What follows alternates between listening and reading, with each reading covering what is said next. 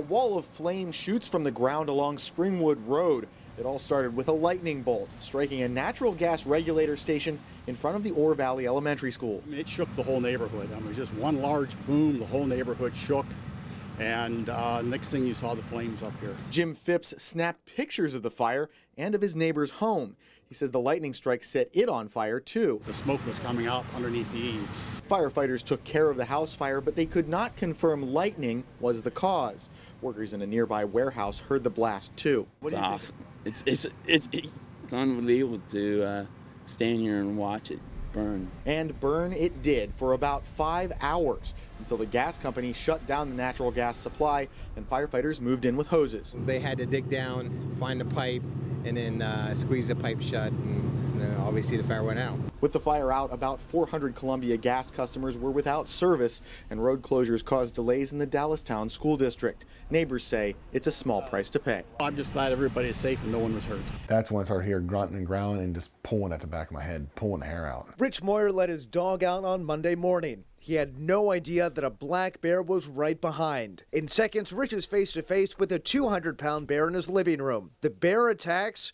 Rich tries to wrestle it down to the ground. Meanwhile, his wife Angela hears screaming, runs down to help. I felt numb mentally numb. I just was like, this wasn't happening. Angela manages to get outside. The bear follows. The bear ran out and it hit her. I didn't know it at the time. But I looked out in the patio like, where is it?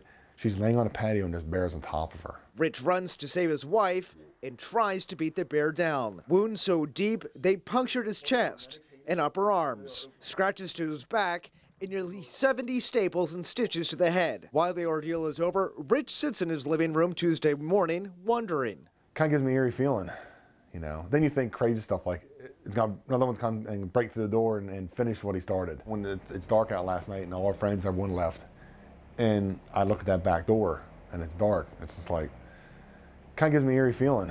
I don't want to cuss on tape, but he said, F, you're dead. Give me your money and you're effing dead. Harsh words Scott Denicky and his friend Josh Van Meter will never forget. The two broke down in this pickup truck along Asper's Benderville Road in Manalapan Township. They managed to coast into a church parking lot. I was under the hood working on the truck, and he pulled up, and he smiled and everything. And he was just like, you guys need a hand. Turns out the man who stopped had no intention of helping. He had the gun right in my face, and he's like, you're dead. He said, I'm going to kill you. He said, give me your money. He said right to me, because give me your money, you're dead anyways. You might as well just give me your money. I'm killing you. Denicky tossed his cell phone and the cash into the back of the pickup, about $2,600 he had just taken out of the bank to buy a new truck. I mean, that's all the money I got in the world. Denicky's frantic 911 call was made from a Fox 43 cell phone. He ran into us working on another story nearby. Take a look, our camera may have even caught the robber's car, a Chevy Cavalier, speeding away from the scene. In a silver car, license plate GMC 1943. As police continue their work, Denicky and Van Meter count their blessings. Very thankful. Unbelievable. I thought I was dead. It's classic and sometimes never before seen college football games from all across the country.